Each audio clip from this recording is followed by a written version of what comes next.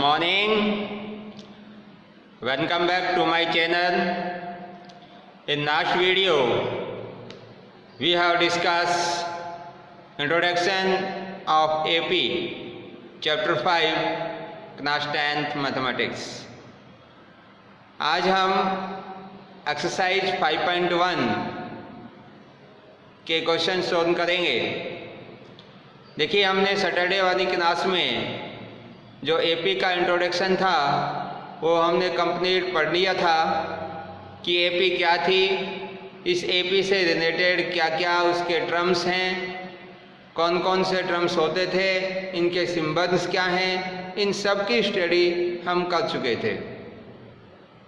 हमने पढ़ा था एपी क्या है, इसका जनरल फॉर्म क्या है, nth टर्म कौन सा है, sum of nth term, first term, common difference, ये सारी चीज़ें हमने पढ़नी थी। तो आज हम एक्सरसाइज 5.1 का क्वेश्चन नंबर 1 सॉल्व कर रहे हैं। तो देखिए क्वेश्चन नंबर 1 क्या है। In which of the following situation does the list of number involved make an arithmetic progression and why. जो ये नीचे आपको सिचुएशन दी गई हैं, इन सिचुएशंस से आपको ये पता करना है कि जो ये नंबर्स की लिस्ट है ये एक एपी है या नहीं है, और है तो क्यों है। तो क्वेश्चन फर्स्ट का फर्स्ट पार्ट, क्वेश्चन फर्स्ट का फर्स्ट पार्ट देखिए। The taxi fare after each kilometre when the fair is ₹15 for the first kilometer and ₹8 for each additional kilometer। जो ये आपको इस सिचुएशन दे रखी है, इस सिचुएशन के अकॉर्डिंग हमें ये बताना है कि जो इसमें ये नंबर इन्वॉल्व है इनसे एक एपी बनती है या नहीं। तो एक टैक्सी का जो रेंट है वो आपका 15 रुपया है फॉर फर्स्ट किलोमीटर। 1 किलोमीटर के लिए कितना रुपया है? 15 रुपया है, और 8 रुपया ईच एडिशनल किलोमीटर। इसके बाद जो प्रत्येक किलोमीटर होगा उसका 8 रुपये है। देखो, इसको मैं एक एग्जाम्पल से आपको समझा रहा हूँ। जैसे सपोज करो आप कहीं भी जर्नी करने जाते हैं तो फर्स्ट किलोमीटर के लिए आपको 15 रुपये देना पड़ेगा। अब जैसे ही आपका 1 किलोमीटर कंप्लीट हो जाएगा उसके बाद यहाँ से आगे जितने भी आप किलोमीटर की जर्नी करेंगे पर किलोमीटर 8 रुपये का रेंट आपको देना होगा। जैसे सपोज करो कि आपको 5 किलोमीटर की जर्नी करनी है तो फर्स्ट किलोमीटर का रेंट कितना देना होगा? 15 रुपया। और बाकी के जो आपके बच गए 4 किलोमीटर, तो इन 4 किलोमीटर का आपको पर किलोमीटर 8 रुपये के हिसाब से पे करना होगा। समझ में आ गई ये बात? तो देखिए, इसको लिखेंगे और first kilometre rent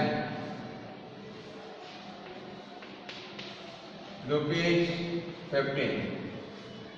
first kilometre के लिए किराया कितना है? 15 रुपये। After each kilometre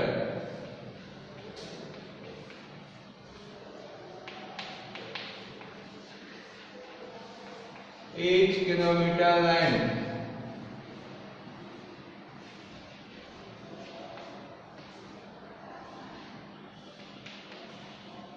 ₹8। इसके बाद में आपको प्रत्येक किलोमीटर के लिए कितना रुपये देना पड़ेगा? 8 रुपया। अब देखो, ये तो हमने फर्स्ट किलोमीटर के लिए लिखा, 1 किलोमीटर का कितना? 15 रुपया।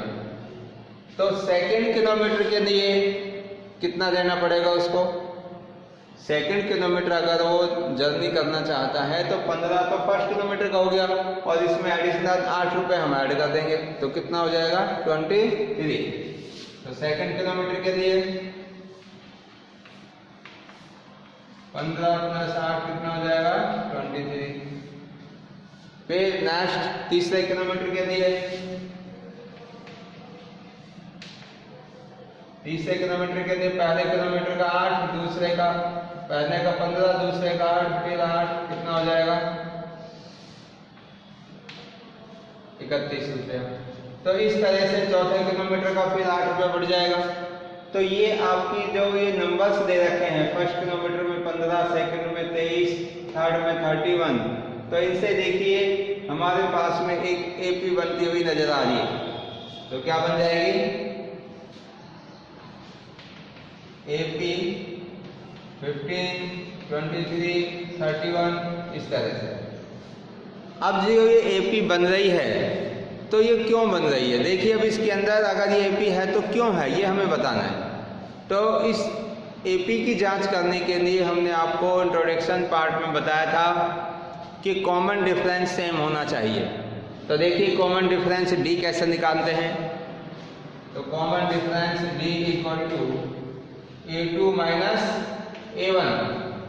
तो ये फर्स्ट टर्म होता है आपका A1, ये सेकंड टर्म, ये थर्ड टर्म। इसको अगर मैं A1 या A रखूं, या तो A दे सकते हो फर्स्ट टर्म का नाम, या A1, एक ही बात है। ये A2, A3 इस तरह से। तो A2 माइनस A3 कितना होगा, A2 23, A1 15 is equal to 8। आप पुनः दोबारा से डी निकालेंगे तो D is equal to A3 minus A2। A3 कितना है 23 और A2 कितना है 15, तो कितना आ गया 8 आ गया। इट मीन्स आप देख रहे हो कि जो कॉमन डिफरेंस है डी वो सेम है। So common difference is same. Common difference क्या है, same. So these number,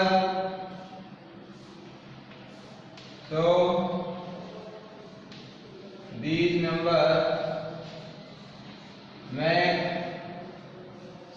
number fall on AP।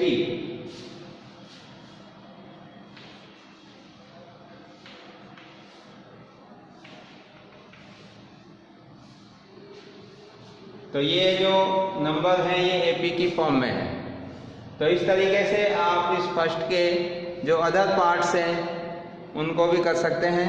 तो हम इसका सेकंड पार्ट ले रहे हैं।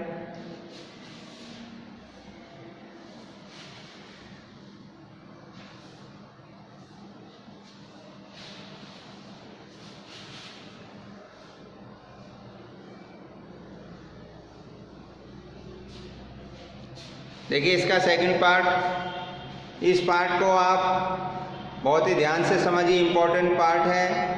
The amount of air present in a cylinder when A vacuum pump remove 1/4 of the air remaining in the cylinder eight A time. कि आपको यह बता रहा है कि जो एक सिलेंडर के अंदर एयर की अमाउंट है, vacuum pump remove 1/4 of the air remaining, एक बार में जो वैक्यूम पंप है वो इस सिलेंडर की एयर को 1/4 अमाउंट में बाहर निकाल देता है। एक सिलेंडर के अंदर जो भी एयर प्रेजेंट में है उस एयर को कोई वैक्यूम पंप एक बार में उसका चौथा हिस्सा 1/4 पार्ट है जो रिमूव कर देता है, यानी कि बाहर निकाल देता है। तो ऐसे ही ये सिचुएशन कंटिन्यू रहती है। तो आपको बताना है कि ये एक एपी बनाएगी या नहीं, ये सिचुएशन एक एपी को बनाती है नहीं, ये हमें बताना है। अब देखिए कोई सिलेंडर है और सिलेंडर के अंदर जो एयर की मात्रा है, अमाउंट ऑफ एयर, अब वो उसमें कुछ भी हो सकती है। किसी भी सिलेंडर में जो एयर भरी हुई है, इसका मतलब उस सिलेंडर का जितना भी वॉल्यूम है उस वॉल्यूम में से एक बार में कोई पंप टोटल एयर का 1/4 रिमूव कर देता है, यानी कि बाहर निकाल देता है। सपोज करो कि उस सिलेंडर के अंदर अगर 100 यूनिट क्यूब में कोई एयर है तो एक बार में उसका कितना रिमूव हो जाएगा, 1/4। तो 100 का 1/4 पार्ट करेंगे तो 25 यूनिट क्यूब है जो एयर क्या हो जाएगी, बाहर हो जाएगी। फिर दोबारा से जो उसमें रिमेनिंग बची, अब रिमेनिंग कितनी बच गई, 100 में से 25 तो रिमूव हो गई, 75 बची, फिर उसका 1/4 सेकेंड टाइम में रिमूव करना है। जो भी आएगा फिर उसको जो रिमेनिंग बचेगा उसमें से माइनस कर देंगे। तो इस तरीके से जो ये नंबर की एक लिस्ट बनेगी, उस लिस्ट को आपको चेक करके बताना है कि वो एक एपी की फॉर्म में है या नहीं है। तो देखिए इस सिचुएशन के लिए हम क्या मान लेते हैं कि प्रेजेंट में कि जो सिलेंडर के अंदर एयर की जो अमाउंट है वो x यूनिट क्यूब है। Net the amount of air, question number first का second part,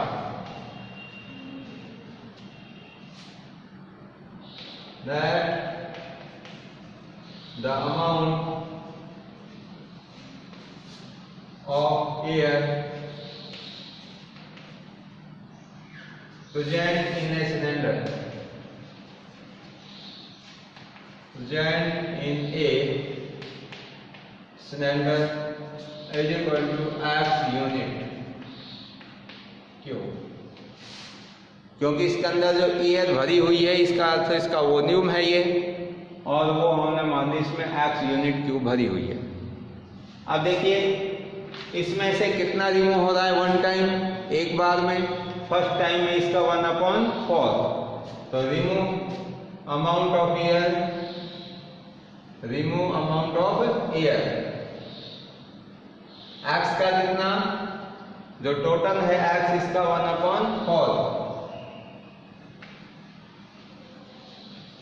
remove here 1/4 of x, x का 1/4, तो रिमेनिंग एयर कितनी बचेगी,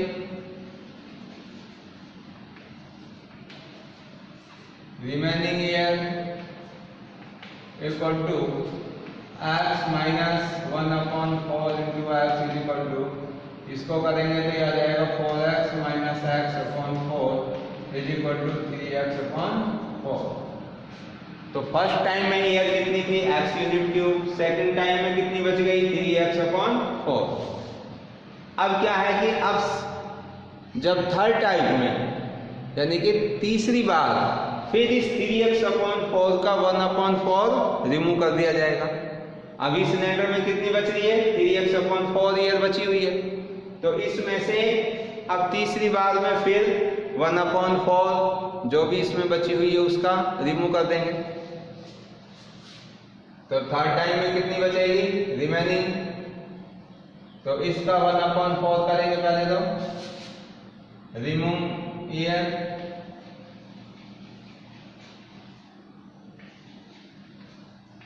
थ्री x/4 का 1/4 कितना हो जाएगा, ये 3x/16।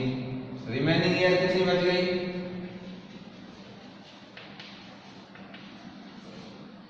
रिमेनिंग एयर इस 3x/16 में से पहले स्टार्टिंग में कितनी थी, 3x/4 यहाँ पर, तो 3x/4 में से माइनस कर देंगे 3x/16, इसको सॉल्व करेंगे आगे, एलसीएम आ जाएगा 16, तो 4 4 जा 16 और 4 3 जा 12x minus 3x is equal to 9x/16। अब इसके अंदर जो एयर की मात्रा बची हुई है वो 9x/16 यूनिट क्यूब। अब देखिए जो प्रेजेंट थी एयर स्टार्टिंग में, जो सिलेंडर के अंदर स्टार्टिंग के अंदर शुरुआत में जो एयर थी उसको हमने कितना मान लिया था, x यूनिट क्यूब। इसका 1/4x क्या कर दिया, रिमूव कर दिया, मतलब बाहर निकाल दी। तो x में से 1/4x जब माइनस करेंगे तो कितनी बच गई, 3x/4 सेकंड टाइम में। अब फिर इस 3x/4 का फिर 1/4 माइनस किया जाता है, यानी कि इसका चौथा हिस्सा। तो 3x/4 का 1/4 पार्ट करेंगे तो ये बचेगा 3x/16। ये क्या हो गई, रिमूव हो गई। अब कितनी बच गई, रिमेनिंग, तो इस 3x/4 में से ये 3x/16 माइनस करेंगे तो 9x/16 बच गया। तो तो अब देखिए जो ये नंबर्स की लिस्ट बन रही है ये एपी की फॉर्म में है या नहीं।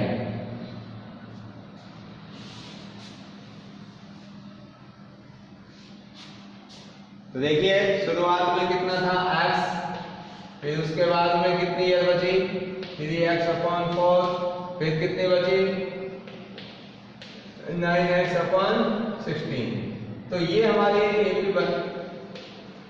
एपी की टर्म्स आ गई x 3x/4 9x/16, ये एपी के टर्म्स हैं। अब ये देखना है कि ये एपी की टर्म्स हैं तो ये कॉमन डिफरेंस इनका सेम है या नहीं है। तो अगर ये कॉमन डिफरेंस इसका सेम होगा इन टर्म्स का तो ये टर्म्स हैं जो एक एपी बनाएगी, अदरवाइज नहीं बनाएगी।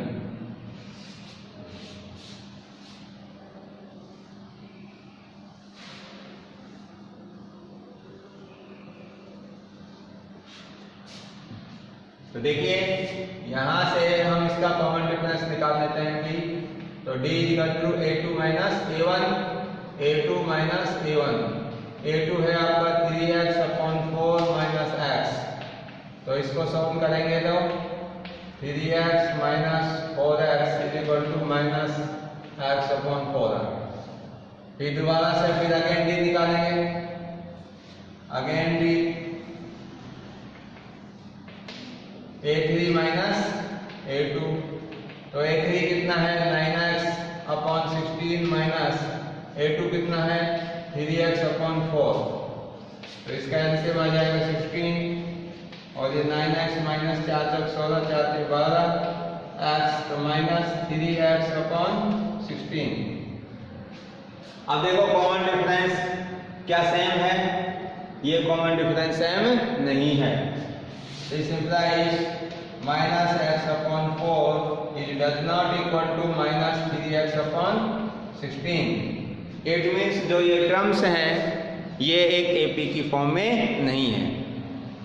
तो इस चीज को लिख देंगे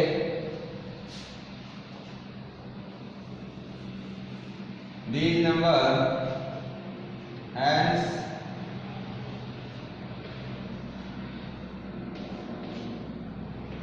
these number not a form an AP। तो इस तरीके से हम इसको सॉल्व कर सकते हैं। देखो आप इसी क्वेश्चन को ना अगर x मानकर ना करें तो इसका एक तरीका और भी है। हम एक ऐसा नंबर कंसीडर कर लेंगे जिसका 1/4 निकालना आसान हो। जैसे हमने स्टार्टिंग में मान लिया कि जो सिलेंडर है उसके अंदर जो एयर की मात्रा है, जो उसके अंदर हवा भरी हुई है वो 64 यूनिट क्यूब है, क्योंकि 64 का 1/4 निकालना भी आसान रहता है, इसलिए मैंने 64 माना। आप ऐसे एग्जाम्पल से भी समझ सकते हैं। सपोज दैट कि इसी को देखो सेकंड मेथड से बता देता हूँ आपको।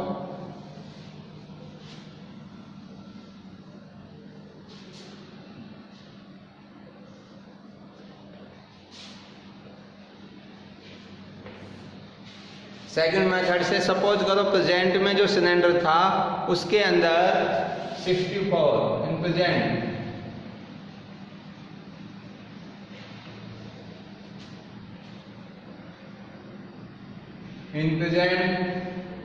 Year 64 unit cube. तो ये प्रेजेंट ईयर 64 यूनिट क्यूब थी। अब इसका 1/4 रिमूव करो, 64 का 1/4 कितना होगा? 64 को 4 से डिवाइड करेंगे तो बताइए 16 हो गया। 64 का 1/4 करेंगे तो वो कितना होगा 16 होगा। तो वो इसमें से क्या कर देंगे हम माइनस कर देंगे। तो सेकंड टाइम में कितना हो जाएगा भाई? सेकंड टाइम ये तो फर्स्ट टाइम में था, तो सेकंड टाइम में हो जाएगा 64 - 16। यानी कि कैसे निकाला मैंने ये 64 का 1/4 कितना बच गया 48। ये 48 आ गया। अब देखो आगे फिर इस 48 का 1/4 माइनस कर देंगे तो कितना बचेगा? 48 में से 48 का कितना पार्ट? 1/4। तो ये कितना हो जाएगा? 12 हटाएंगे इसमें से तो कितना बचेगा भाई? 36। ये 36 बच गया। 48 माइनस 12, शायद और कर लो एक बार आगे। 48 माइनस 12 = 36। अब फिर 36 का 1/4 कितना हो जाएगा? 9। फिर इसमें से माइनस कर दो। कितनी बार? यह है 3rd टाइम। 36 माइनस 36 का 1/4। 36 माइनस 9 कितना बचेगा भाई? 27। 27। अब देखो ये वाली जो टर्म्स है क्या एपी में है क्या? पहले 64, फिर 48, 36, फिर 27। आप देख रहे हो कि ये भी एपी में नहीं है। 64, 48, 36। अब इनका अगर आप निकालें कॉमन डिफरेंस तो D = A2 minus A1। A2 minus A1 करेंगे तो कितना होगा? 48 माइनस 64 कितना बच जाएगा भाई? 2 + 16 माइनस का 16 बच गया। फिर निकालो D दोबारा से। A3 माइनस, इसको यहां से निकाल देता हूं।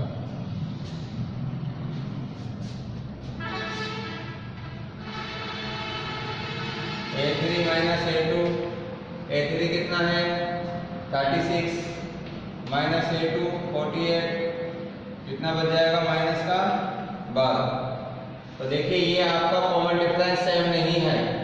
-16 डज नॉट इक्वल टू -12। तो कॉमन डिफरेंस जब सेम नहीं है तो ये एपी की फॉर्म में नहीं है।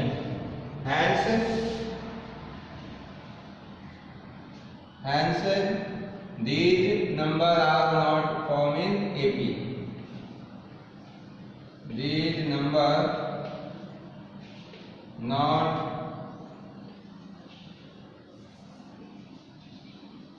form an AP. तो आप इस तरह से इस मेथड से भी समझ सकते हैं। अब देखिए इसका नेक्स्ट क्वेश्चन। देखिए फर्स्ट का 3rd पार्ट है इसमें।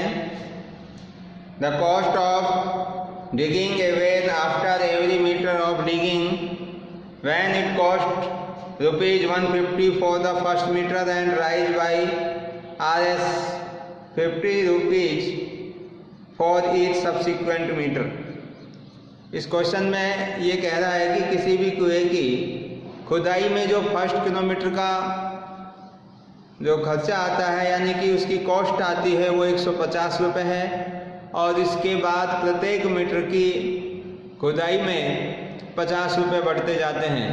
तो इस सिचुएशन को आपको बताना है कि एपी की फॉर्म में है या नहीं है।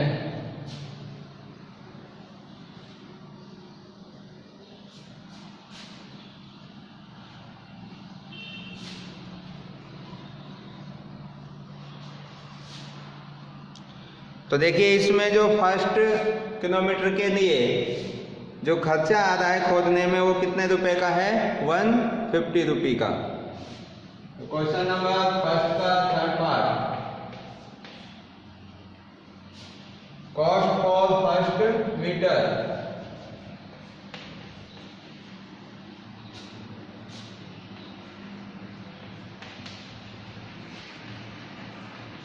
Is equal to 150 rupees. 150 रुपये है। इसके बाद देखिए प्रत्येक मीटर के लिए कितना है? Per metre cost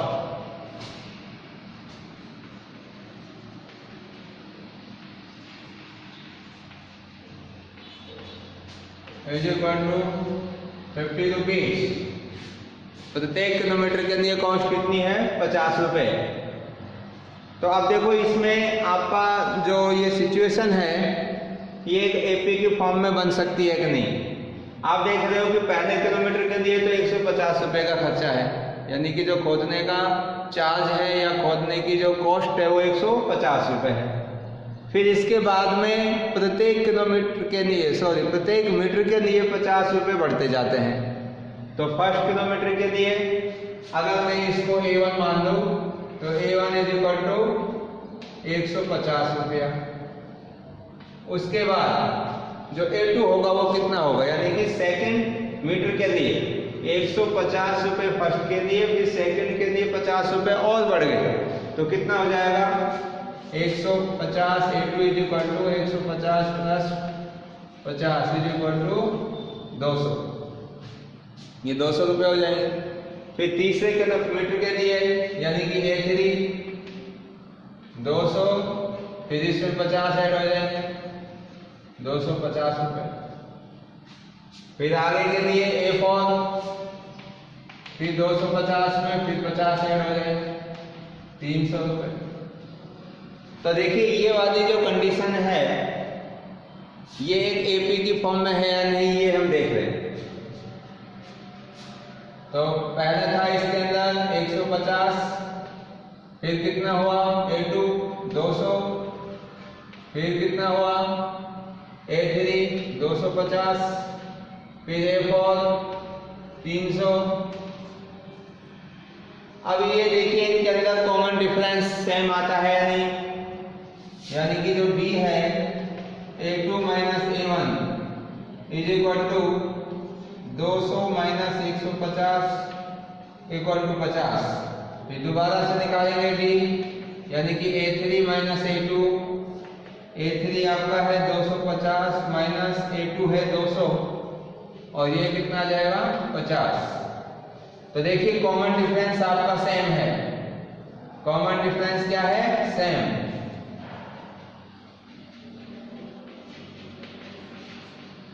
common difference is same.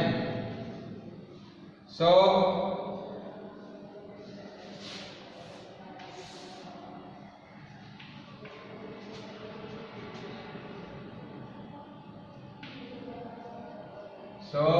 these terms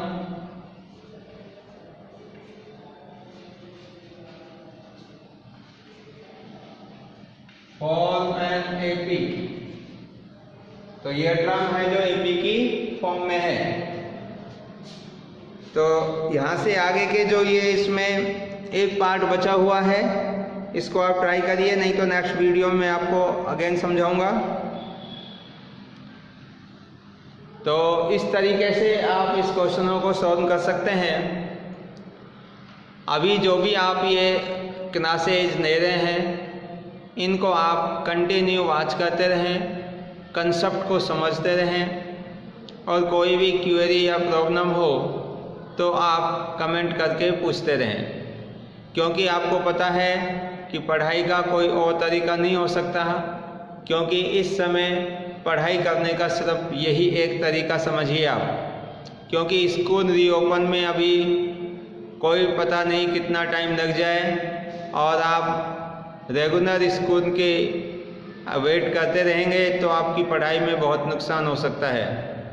तो मैं आपसे उम्मीद करता हूँ कि आप कंटिन्यू स्टडी में रहिए और जो भी आप देख रहे हैं उनको अच्छे से समझते रहिए। और जो बच्चे व्हाट्सएप से नहीं जुड़े हैं या इस ऑनलाइन क्लासेस से नहीं जुड़े हैं उनको आप सूचित करें और सभी कंटिन्यू अपनी पढ़ाई को जारी रखें। So thank you and thank you very much.